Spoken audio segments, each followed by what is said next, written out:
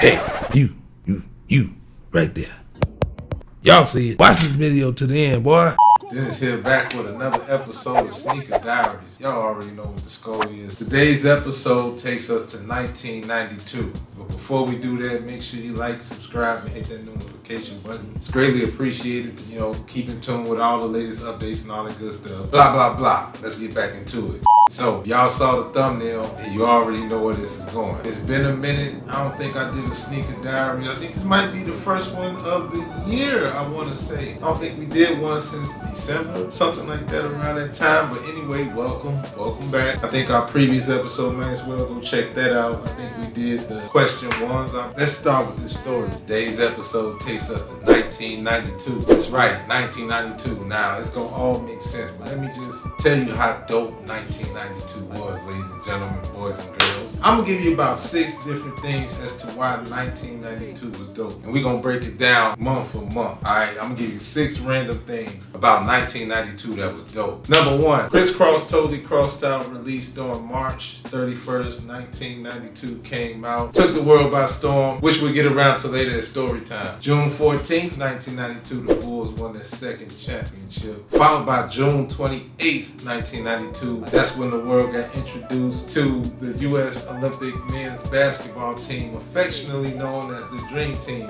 made their international debut. One of my favorite TV sitcom of all time, Martin, debuted on Fox August 27th. 1992, followed by one of my favorite biopics of all time, Malcolm X biopic. Malcolm X was released November 18th, 1992, and last but not least, December 15th, 1992, one of the greatest hip-hop albums ever created, Dr. Dre's The Chronic. Dr. Dre released The Chronic on December 15th, 1992. Just to name a hot 6 random things that was dope about 1992. Safe to say 1992 produced a lot of heat in music, movies, and fashion. Back when the culture had a little more originality and variety. A lot of kicks, sneakers, jumping, or what we call it back home, gym shoes. Now, obviously, Jordans ran the market at that time, and even to this day. We'll get around to that in some more episodes of the Sneaker Diaries that I already know. We're going to stay in 1992 for a minute, as a matter of fact, so we want to get around to that probably after these episodes. But if you saw the thumbnail, you know where this episode is going. Now, I'm going to keep it real. This is one of them pairs of sneakers that got away. I never owned a pair of these sneakers, especially these in particular. And what are those sneakers? The OG Patrick Ewing 33 High. One of the dopest pair of kicks you can rock around that time, and definitely was a hot commodity back then. Now, for those of you that didn't know this, and I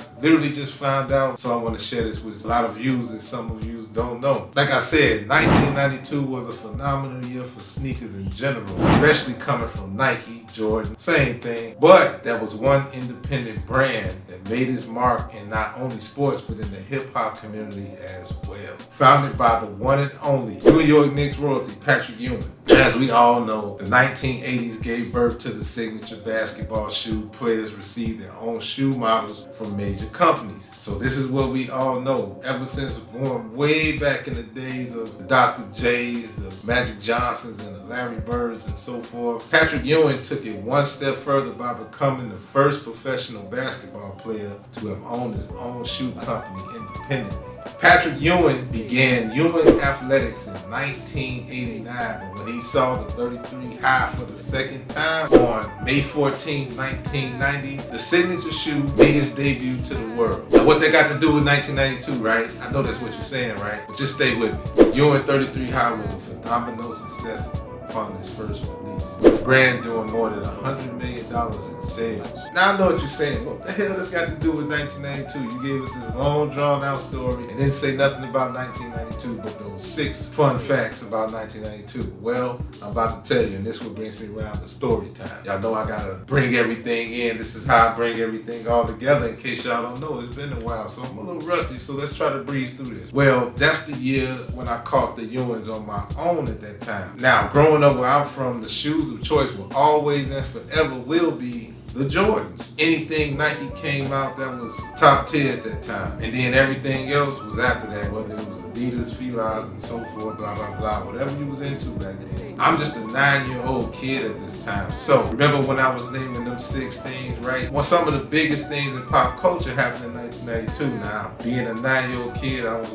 grew up on watching The Living Color, Def Comedy Jam, and all these different things. So Martin ended up being one of those shows that was big in pop culture, but not only that, but in hip hop culture for sure. So bringing it back to the music. 9-year-old kid now, so you talking about all these different groups. The kid groups was in at that time. You had the year before that, ABC came out. Then 1992, Criss Cross had this thing where they would wear their clothes backwards, as you see on their album covers, and that was their gimmick when they first came out, wearing their clothes backwards. And one of the most iconic pictures, and even like some of their performances when they performed, I noticed that they had a pair of those Ewing 33 highs I was just talking about. And I'm like, man, them shoes cold. So I had a few people that in school used to rock the Ewings. Like I said, for some of us, we couldn't get past anything that came out of Nike or Jordan. So for me, it was all Jordans at that time. Anything that, like I said, that came out that Nike was making, I didn't really wear nothing else. Those were one of the shoes that got out the way. And this is a time where Criss Cross put those shoes on the map for me, and as well as a lot of people my age. We weren't from New York, so I don't know how it was in New York, but in Chicago, that's when the Ewings became popular, when we seen Criss Cross with them on. We saw that every time you seen them, they was wearing a pair of Ewings. And then you start seeing a lot of other rappers in the videos was wearing them. Matter of fact, those in particular, I never really seen Patrick Ewing wear them, but I seen more people in the street wearing the Ewings than Patrick Ewing, if that makes sense. Like, you never really noticed it until the rappers got a hold to them. But for me, as a 9-year-old kid, Criss Cross was the first people I seen with them, and that was in 1992. Now, yes, they came out, but 1992, they took off. So it makes perfect sense to me to be an independent company and sell $100 million, and to make $100 million.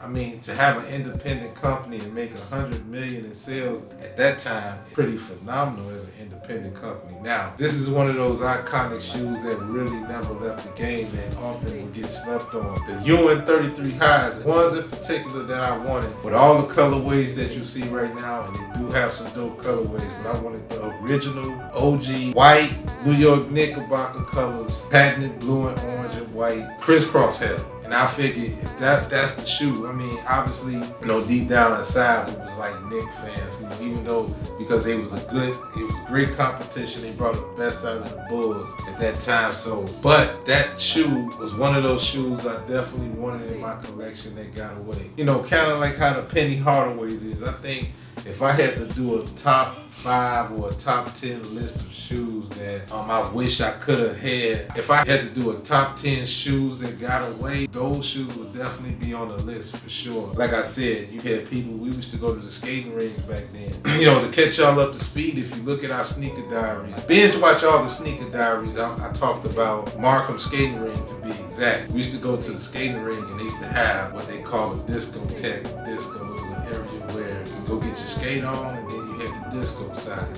Saturday nights you had some of the prominent DJs of our era at that time, all DJed there. A lot of people career spawned from those times, and so forth and so forth. That's a whole nother story to tell. But I say all that to say, you put on your Saturday's best, and when the Ewings came out, there was a select few people that had them joints. If you didn't have the Jordans, you had the Ewings. It was exclusive to me. I mean, that's how we looked at it, because a lot of people didn't have the Ewings. I wasn't sure if they was in every store at that time. I'm not sure, but you best your bottom dollar, they was at City Sports for sure.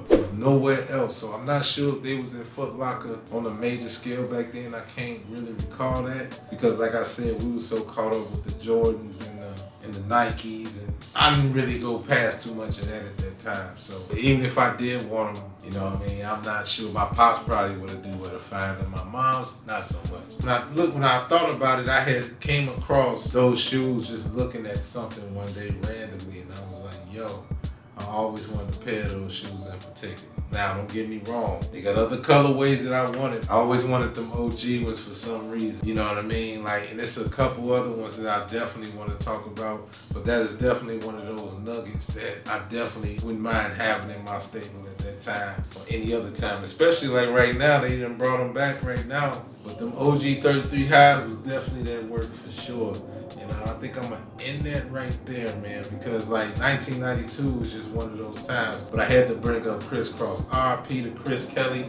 Criss Cross, wish he died some years back, and I don't really want to get into that. but I definitely want to give a big shout out to Chris Cross. You know, that was a time we was all wearing our clothes backwards. I remember the Starter baseball jerseys. You know, Starter was real in at that time. Like, Starter had some of the dopest short sets. You get the Chicago Bulls baseball jersey with the matching shorts, or you could just get the baseball jersey, New York Yankee joint, White Sox or whatever you into, Oakland A's, all colors. It didn't even matter which team you wanted. You just matched that up with some jeans or some baggy shorts, pair of them Ewans, some Timbs or something like that, and you was good to go. Those was one of those shoes in particular that got away. I definitely want to talk about that one. So like I said, I got quite a few that Jordans is like a no-brainer. I think we all talk about Jordans front to back, back and forth. So be honest with y'all, to keep it above, I want to kind of spread out my Jordan episodes because every shoe tells a story. So if y'all ain't caught that by now with Sneaker Diaries, it's definitely necessary. Shout out to Patrick Ewing for making an iconic shoe. It don't get enough credit. It don't get enough praise. I think this is one of those gems that just been in our face for so long that I think we took for granted. He definitely, that was definitely one of those hot commodities back then, but I didn't. So that'll end my video here, and make sure you know what to do and how to do it. It's all right there. I appreciate everybody. If you watch this video to the end, I definitely appreciate that. Once again, it definitely helps the channel. I'm gonna need y'all more than ever, especially what's to come. For all my people that's still here, that continue to watch, I can only get better. I try to do my best in dropping more of these Sneaker Diaries because I dig them, you know what I mean? And most of the time, I'll be a little more prepared. This time around, I'm just like, you know what, this has really been on my mind, and I just want to get it out because it's been a while since I do this. I mean, I got a lot of other stuff I do got in the works for y'all. I was gonna really jazz it up. So that's my story, and I hope you guys enjoyed it. Keep God first, stay sucker free, and by all means, get to the money. Peace and love, stay healthy. I'm out this joint. Peace.